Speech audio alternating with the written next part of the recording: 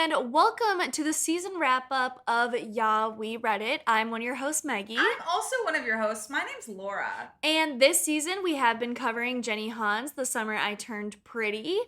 It's been a wild ride, and we get to do it in the summer, which is great. Yeah, honestly, we could not have aligned this season more perfectly because right when the summer was starting, I was reading this trilogy. It's kind of fun too, because I'm trying to lately on the edge of another decade imagine my life as if I'm a high schooler now and act like that. I mean, basically, we all go through a high school phase. I feel like with every decade of your life, Yep. It's like you had one like when you turned like 20, 21. You had one when you turned like 18. You were in high school. It's an entire vibe. It works. It absolutely works. 29. I'm trying to make this like I'm as if I'm 19, as if I myself am having a belly fisher hot girl summer. I mean, you're basically in a love triangle if love triangle was equal to being in a long-term healthy relationship. Exactly.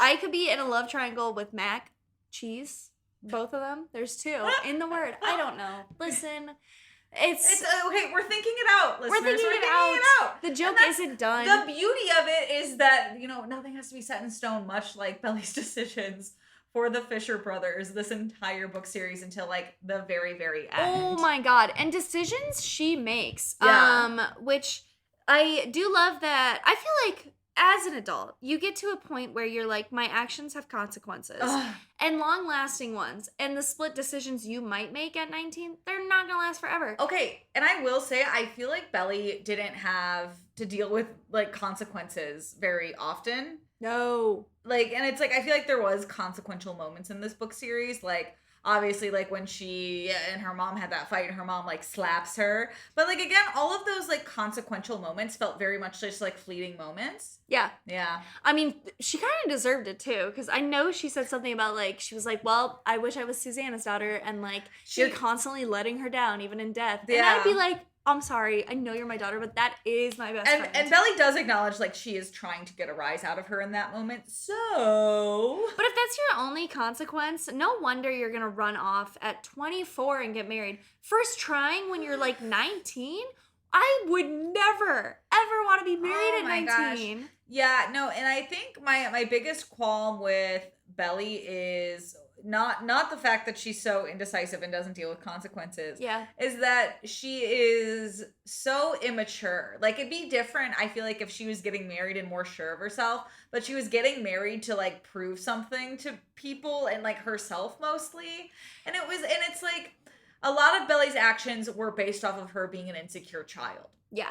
And that's what I didn't like. I wanted her to be more confident. Like, I would have been like, you can get married at 19 if you're fucking confident as all Well, hell. I mean, and she had a lot of those growing pains that like we thought were really relatable Yeah. in college, where you get to college, you kind of become friends with the people who are closest to you. They're not the closest friendships, but they're on your floor, and you're like, how the fuck do I make my own girlfriends? And her whole identity was completely wrapped up in Jeremiah. Well, you need those years to like find yourself, and I don't think you can between 19 and 24 too. Well, what are you doing there? I mean, and arguably though, she made her entire identity pining after the Fisher brothers. Like, that was it was like an entire air about her that like she only like lived in the summer. It felt like she used her actual like years to like think about what happened the previous summer and what could happen the next summer. Which is so exhausting. I know. It's like really sad about how like an entire season just kind of like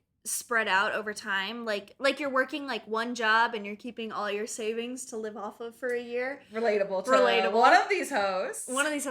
But like, you can't just liquidate all of your memories of that, especially when you're young. It's like all of the seasons are great. And then what about your real life? Because summer is not real time. Yeah, and also it's like there's good things about the other seasons. Yeah. Fall, amazing. Winter, less amazing, but love winter. I love it. But you can get some good quality time with the people you cherish in the winter. Yeah. Then there's spring. Come on, Belly. I do wonder if Jenny Han, when writing this, because like obviously we have criticisms, but I did love this series. I thought it was really fun. But I wonder if Jenny Han went out of her way to be like, Belly's going to be an unlikable person.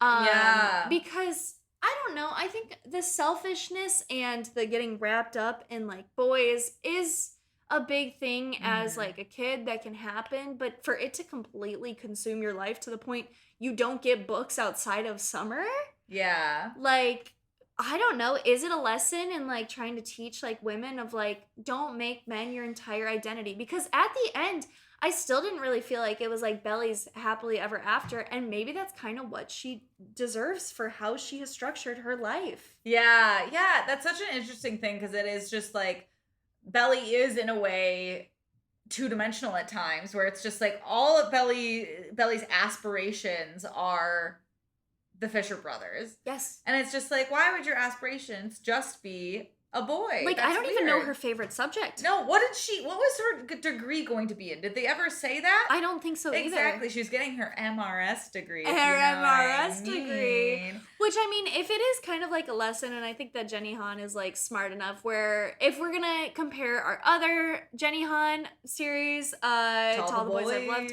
you know, like she does make Peter a big part of her life, but she also has John Ambrose. Yeah. She wants to go to University of Virginia. She realizes I can't go to the same college as Yeah. like my boyfriend. I like these new things. And I was like, so Jenny knows how she's writing. But so that series was also written after this, so I also wonder. really? Yeah, To All the Boys came out second, I'm pretty sure. Huh. So I also wonder. I'm gonna actually fact check that, so I'm not just speaking out of my little booty. Hey, that's okay. Sometimes we Um, love if you speak with confidence, everyone will believe Exactly, you. but I'm also wondering if it's almost like if I'm correct in figuring it out that when did this first book 'Cause- came out? Aha, yes. Okay, 2009 to 2011 was the first trilogy. 2014 is when To All the Boys came out. So what I'm thinking is maybe Oh. Jenny Han realized like, man, maybe I did make Belly's kind of entire motivation just like boys, and like yes, she had very real moments in her life.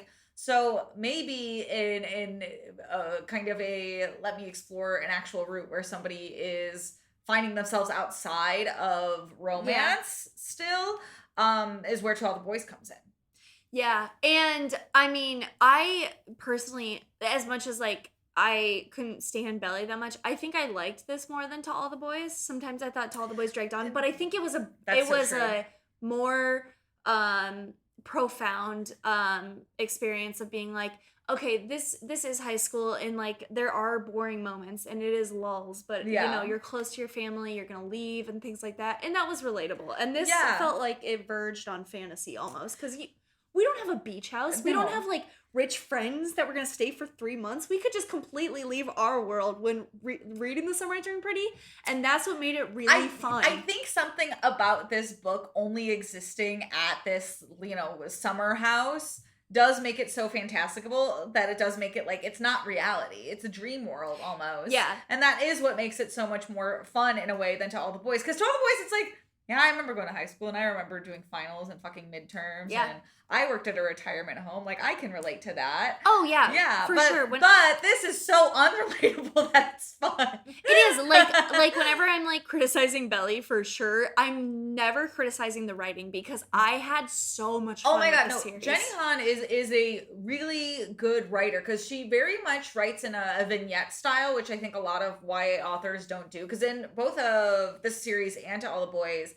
there's that kind of vignette style where we are having chapters that are a couple pages, or we're kind of jumping forward or backwards to kind of talk about a memory that's adjacent to what's going on with the characters. Yeah. So her writing style is great.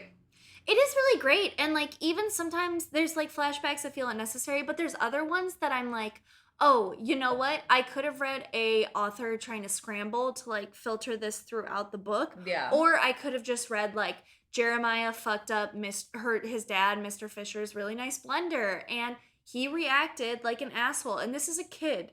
And then Yeah. I needed no other chapter besides those 2 pages Yeah. of him getting really mad at a kid who cannot control things. Exactly. Yeah. No, it's cool that we kind of learn about these characters through their memories in a way. Yeah. Yeah, which is just really fun. And this book was just so digestible. Like I was able to read these in like a day or two. Like they were just like gobble gobble, you know? Oh, they were so good. And then like I feel like they ended at a point where like I didn't need to know anything else, because I really do feel like the reconciliation for her getting Conrad in the end is that she won it, and then she's not gonna want it later on. I really think they would get a divorce later. Yeah, no, but basically, yeah, how it is set up in the book, it's just like I don't think they're endgame at all. I think they are going to implode at some point. Absolutely. I stand by that thought. Yeah.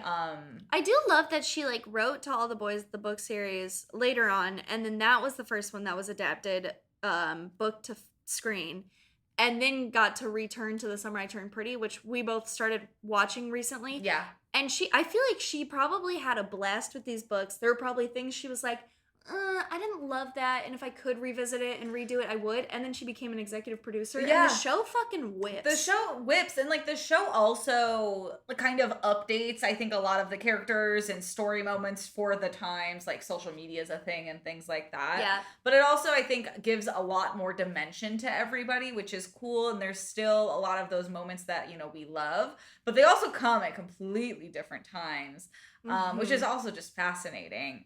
No, so I'm really excited to see how the series keeps divulging, and I'm kind of excited to see how they play out this like love triangle. Yeah. Especially because Maggie and I have attested this, that Belly in the series is a lot different from Belly in the books in a really good way. Mm-hmm. She's a lot more sure of herself and more confident. She doesn't seem afraid of, you know, liking boys. She seems like a little awkward, but she's like kind of figuring it out. Yeah. So yeah, no, it's a very cool juxtaposition, and I'm also glad that out of the two, that this is the one that got to be turned into like a television series. Oh, because if we managed like The Summer I Turned Pretty movie, we would have to water down a lot of these like relationships. Yeah. To kind of get to the point.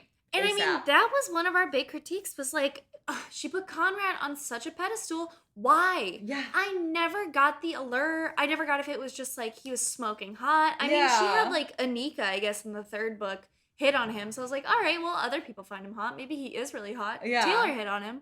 Whatever. But like, he was put on such a pedestal. And I do think that that is a huge trap.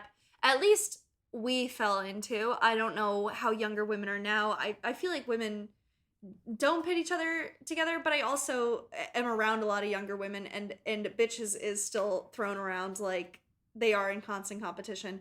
But I think it is really interesting, Belly, in the context of how she panders after these guys and ignores Taylor. Yeah. And where her priorities are with like her female relationships and her male relationships, and how that really impacted like us growing up in the times of the 2000s too, you know? Yeah, no, exactly. And a lot of that seems very different in the way the show is played out. Like, it very much, like, their friendship seems a lot healthier, and like even the relationships with Conrad and the relationships with Jeremiah, they all seem a lot healthier and less of like I like this person because I feel like I should. Yeah. Because that's kind of how the book always seems. Like, Belly very much talks a lot about like, well, like, Susanna always thought one of us was like, I was going to wind up with one of them. But it's like, but Belly, what do you actually like about Conrad and Jeremiah? Like, we never get that. We get the things she dislikes about them constantly. And they are so mean to her. And she constantly excuses the behavior because, like,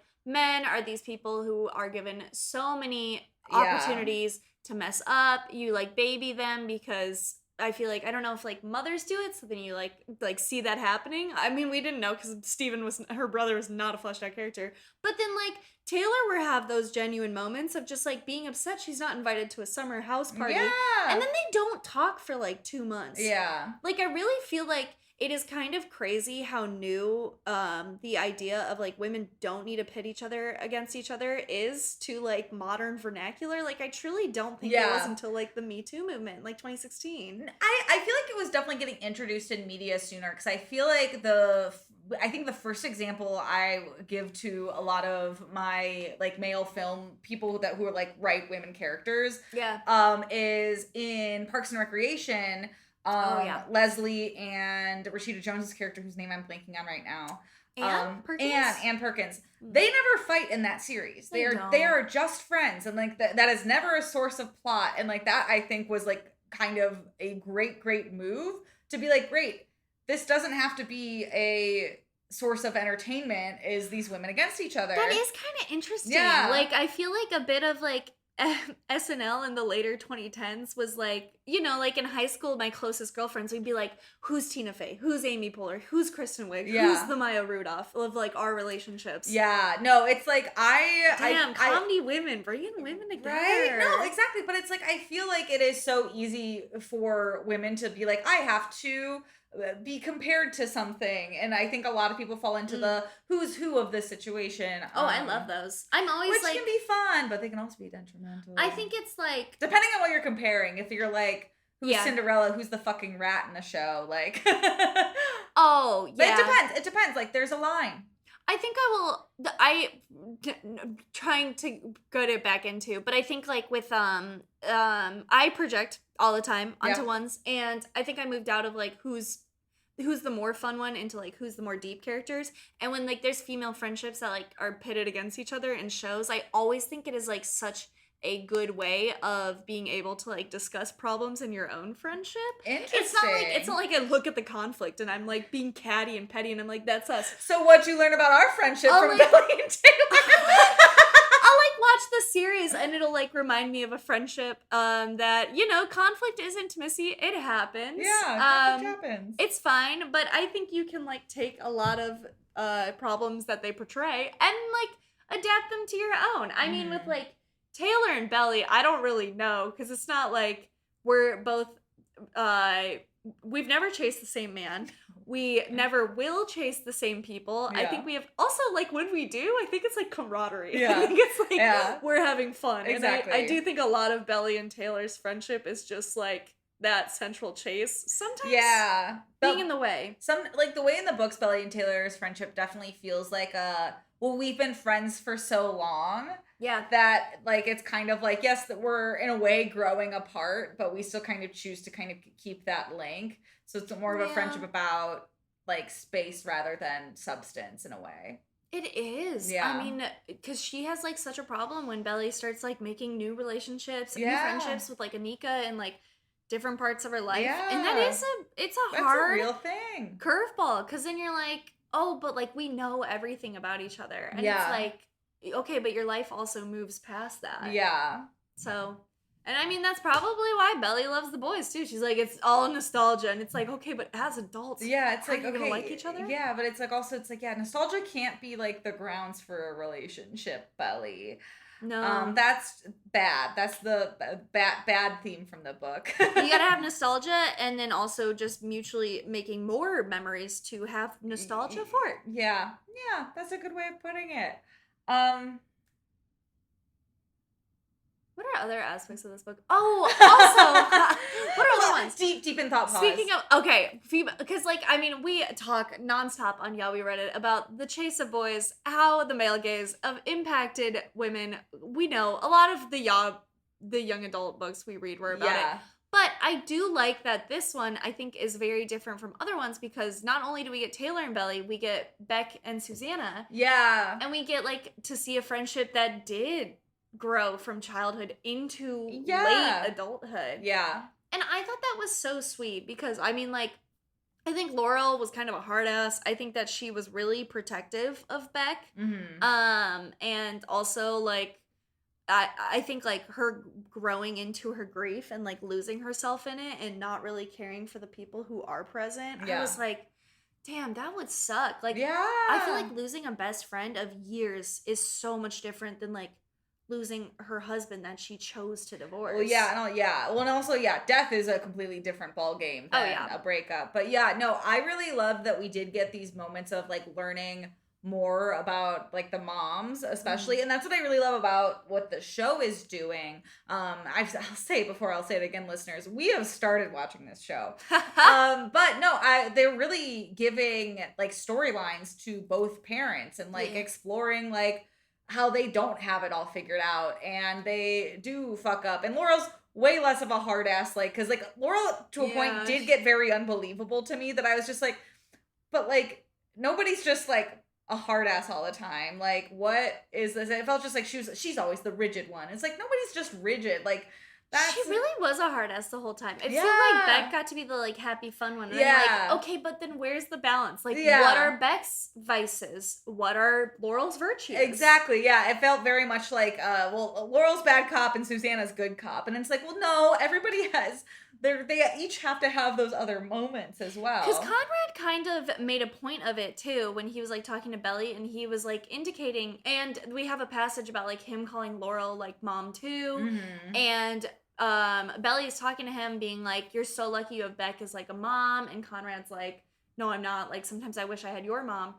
And that was really it. I feel like that was the only lens we got into. And I was like, why? Is it because like she cares about image and maybe Conrad's more introverted and Yeah. he like doesn't like how much they have to like go out and be this happy nuclear family, Yeah. which is what I assumed it was. Yeah. But you didn't get it, and I mean that's Yeah. because she died that no one's gonna speak ill of the dead. Well, yeah, and it also goes into, it's like, I loved how like quickly readable these books were. I did love that there was just 3 of them. We got like straight to the point. Yeah. But we did kind of miss out on an opportunity to like, I think, get more details and more substance and a lot of these aspects, because this is a very at like a base level very rich idea and a rich story with rich characters. Yeah. And all these characters are super interesting. But I think the way we read them sometimes starts to divulge into surface level.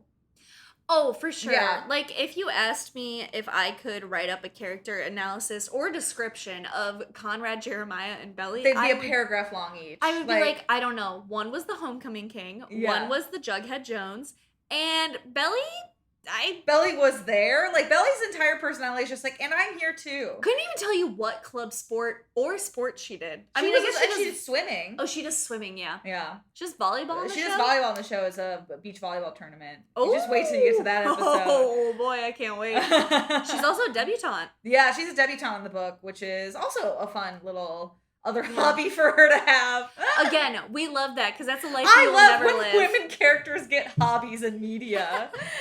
Thank God. Debutante will never. I feel like those balls are so fascinating. When they did it and She's the Man, I was like, ooh, tell me all of the inner Right? workings. Honestly, it's a great plot line to have somebody be in a space doing a hobby that they're like, I'm kind of here because my mom made me, and that's what it was in She's the Man, and that's what it was also in this show, and it's great. That's great that they're making like Cousins Beach also a character because it was Yeah. such a central character to the plot. I feel like it's like if we were going back to our analogy of making character sheets, I could write pages on Cousins Beach and like the impact it has and the reasoning and meaning behind it. Like, Yeah. I feel like Cousins weirdly is the most robust and thought out character in the book series. Yes, which is why this was so engrossing, was because I could visualize it. I was like, yeah, okay, I got it. On the pier, there is an arcade. There's a small boardwalk, and there's that one expensive store Yeah. that all the moms love to shop yeah, at. it's like you could really like feel its presence and why it was so important. Debutante High Society, yes. I'm Yes. like, this place exists in the Hamptons, and like they have their own culture themselves Mhm. entirely. And sometimes we got like Belly being at odds with that culture, but also I was like, I don't know. I feel like you fit into the upper middle, like rich, Yeah. higher class so much more than just like that one paragraph of her being like, I could tell we were different because they had money and we didn't. And I was like, okay. And how does that, like, so do your clothes like not fit? Like, are they like ugly? Yeah. Things like that. It's like, no, you you're go just to a party and normal. you're insecure. You're normal middle class, not upper middle class, is what we're hearing.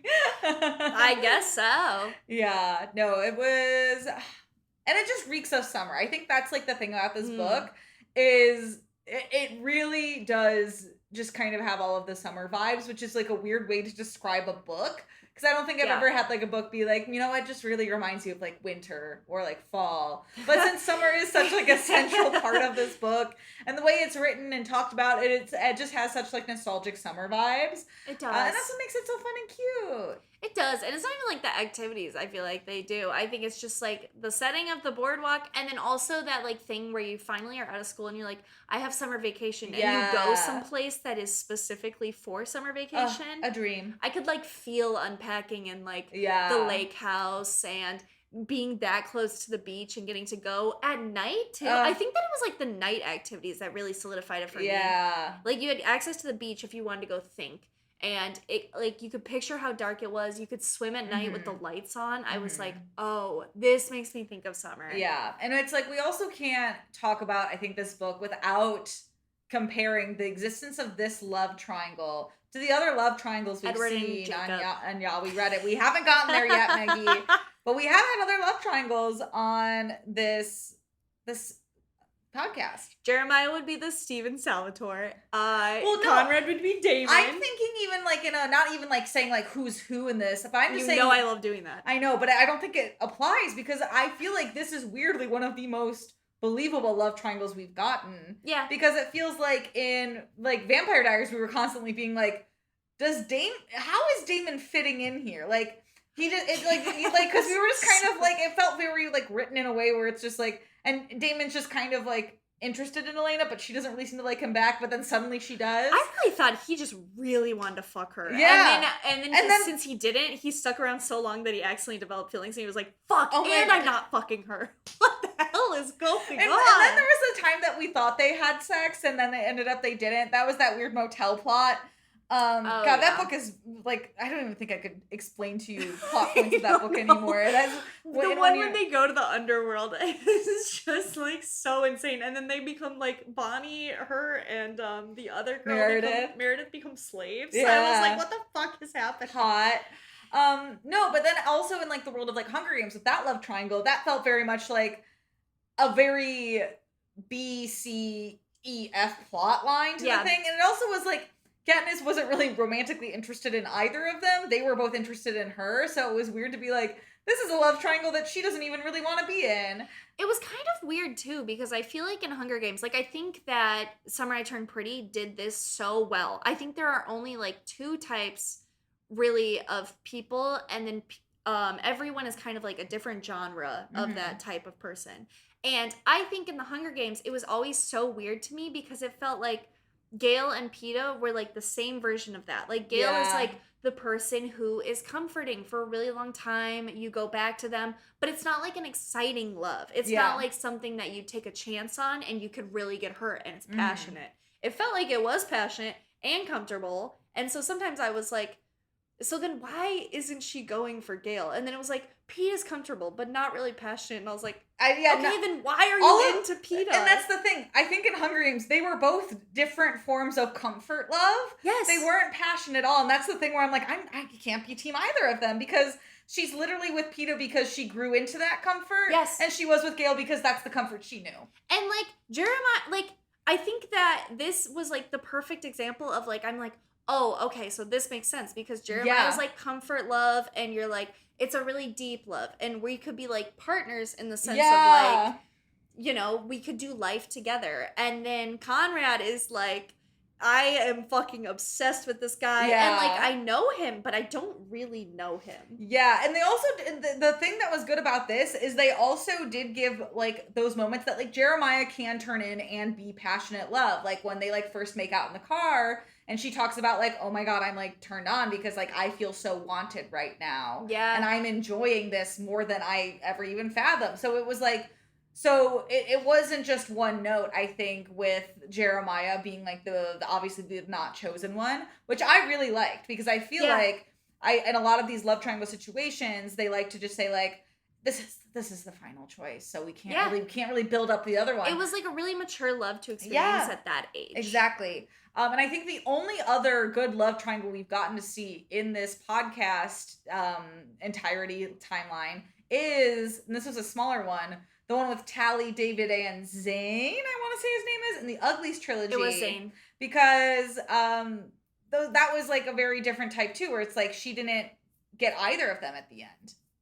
She didn't, and Zane died. Yeah, and they were both like very different types of passionate, like, because like she was gonna overthrow the government with both of them, but obviously, you know, she turned pretty, and then like it was just like David made sense when she was running away, but now that she's on the inside, Zane makes sense here. Yeah. So then it's like, and that's I think that's my favorite love triangle we've seen, because that was very, very thought out. That was thought out too, and I also felt like it was one of the healthier ones. Yeah. Because I think that David and Zane, I don't really feel like I remember them having beef. I think David was like, I'm sad that you're not with me, but I don't think he ever punished her for it. Yeah. And like I think in the end, like kind of became comrades with Zane. Yeah. Yeah, and I think the weirdest thing about this entire book series as a whole is that we never see a moment between Conrad and Jeremiah talking about the fact that they both love the same person. That is absolutely something I think we needed. You are siblings. You literally live together. Like, I mean, like I think there's like sometimes an inherent competitiveness in siblings that is rooted in parents putting that on them. So maybe it's like we can't talk to each other about those things, but then you get older and you're out of like school, club sports, these other things that are so arbitrary. Yeah. And then you're like, all right, we got to talk about some of the stuff that we went through. And by the time they're end, I'm like, I still don't know if they're even friends. Right? Like, is it just more of like, well, you got her, man. I'll be at the wedding. Like, what? I guess. Like, and like, even like the fact that they never even had those moments in like the third book when like Conrad was clearly so pissed off that they were getting married. And it's like, Conrad, you had 2 years at this point to be like, hey, we should talk about like this entire thing that happened and the fact that you are dating the person that I also was in love with and still am. Like, they never had those go to therapy, guys. They never had those intimate conversations. Yeah. I mean, it was always just like, fighting. It made them accessories. It just made them accessories in a way. It did. Yeah. Which is a bummer. It really did. It is but a big not bummer. as much of an accessory as Stephen was to this book, because boy, did he stop existing at a certain point. Why didn't they flesh out if Taylor and Stephen were like kissing? That's another thing. I want to see more of that. That's a very relatable thing for a very, not even like a niche thing, but I also think that that's another media trope that we grew up with of like the older brother of the best friend. And how do I do that? Because then it'll hurt my friendship with them. I mean, I went through it. Like it's nerve wracking. And I was like, damn, we could also get that and she's going after them. Like Edge of 17 does it a little bit in that movie. Yeah. And I always will fall for that plot. I think it's a really fun plot. It's always interesting. And I think also when they were obviously like making this into a TV show, they saw that and they were like, that's a plot line. Because that happens in like episode 2 when they're exploring it. So. Ugh, that's great. Pretty great. I love that. Hey, we need more shows about love. I know there's like a huge push right now for like shows not to feature love triangles and like canon. No, honestly, no. We need a love triangle. We need love triangles. It's like the reason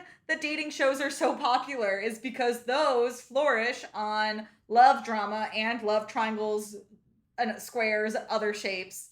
I do think that is like a really interesting phenomenon of like kids now. Like we grew up with love triangles. We grew up with like be a hopeless romantic, like wear your heart on your sleeve, root for people to be together. And now it's like the kids, they do not want it. The kids hate love now. They are like, why can't I succeed just on my own? Yeah. Romance is like oppression, like it's isolating. And I'm like, dang, we grew up in a capitalist society. You guys got to realize it's not individualism. It's a collective whole.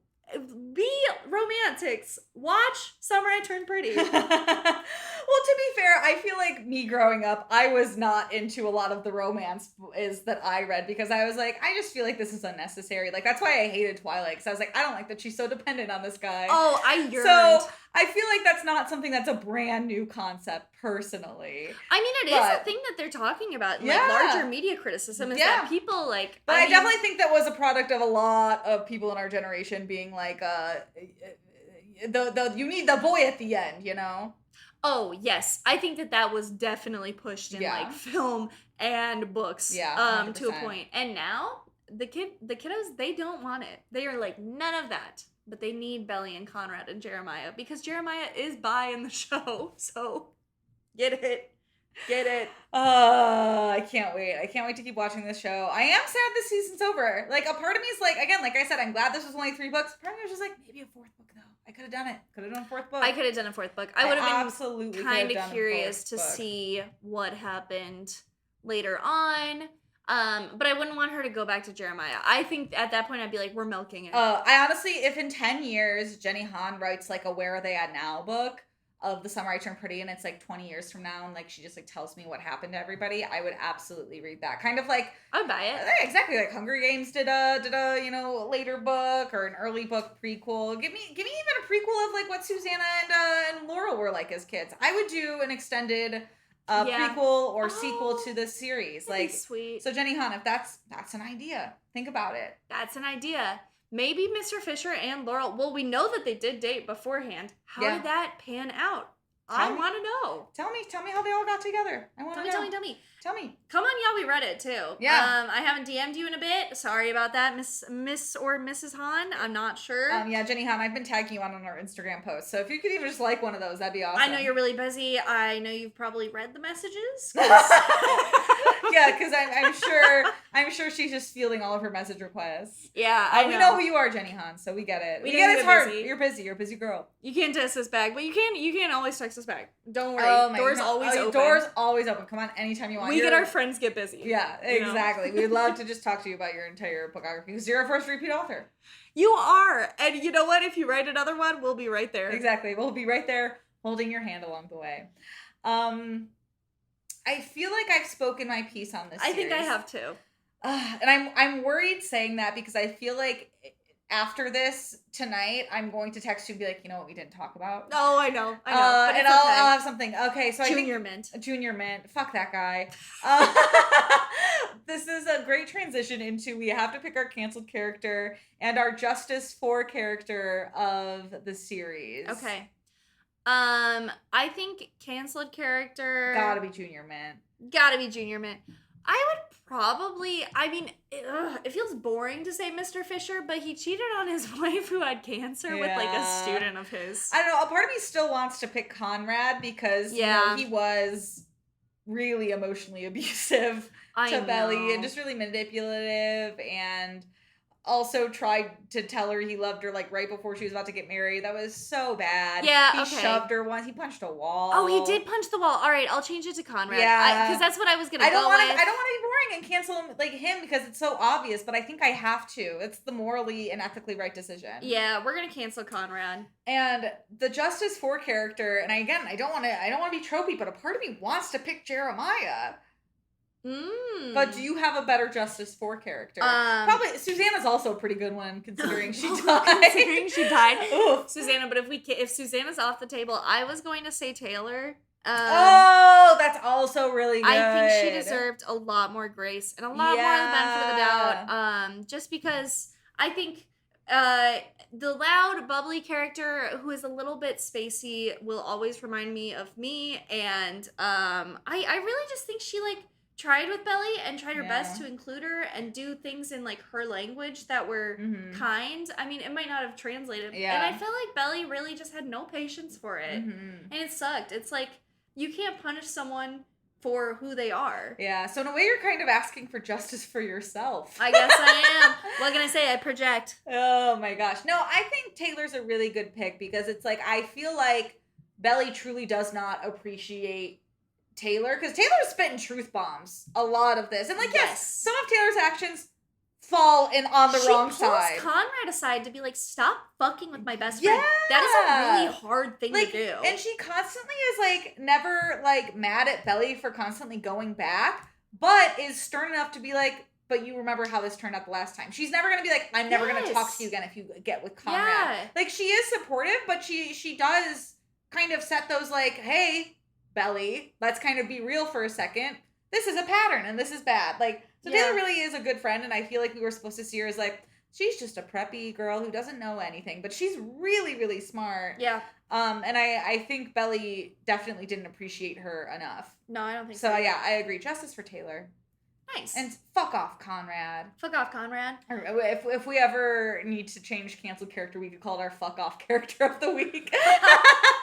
That'd be kind of fun. Oh, that would be fun. And if you want to fuck on and come on our podcast, Jenny Han, you can DM us back on Twitter or TikTok. I haven't DM'd you on TikTok, but I could. Yeah. At Yeah, We Read It. We are also on Instagram at Maggie_and_Laura. And Jenny Han, if you are old-fashioned and wanted to get us in touch with us via email, MaggieandLauraPresent@gmail.com. It could be a really fun time. Could be a really, we promise we are a hoot. We've had rave reviews from the other authors we've had on. We have. And this is going to put us in a great spot to tee up our 11th season. Holy shit. Time flies when you're reading books It's with your almost bestie. been 3 years. Yeah, 3 years in October. Wow. This is really exciting. This is another book series that was turned into a TV show. Sadly, Peacock did not renew it for a second season. Are you serious now? Yeah, and I'm so mad. But we will be reading Karen McManus's The One of Us Is trilogy. With the first book, One of Us Is Lying. Yeah. I'm really excited because I know very little about this series. Yeah. It seems like a little mysterious, a little cool. I love it. Hey, I love mystery books. And we do have a big surprise at the end of that series. Yeah, that but you have to stay tuned for it. I'm not going to say. No. But you guys are going to be like, actually, that's pretty cool. You're going to be like, that's pretty freaking cool because the show's pretty cool. And that's going to be it for the Summer I Turned Pretty.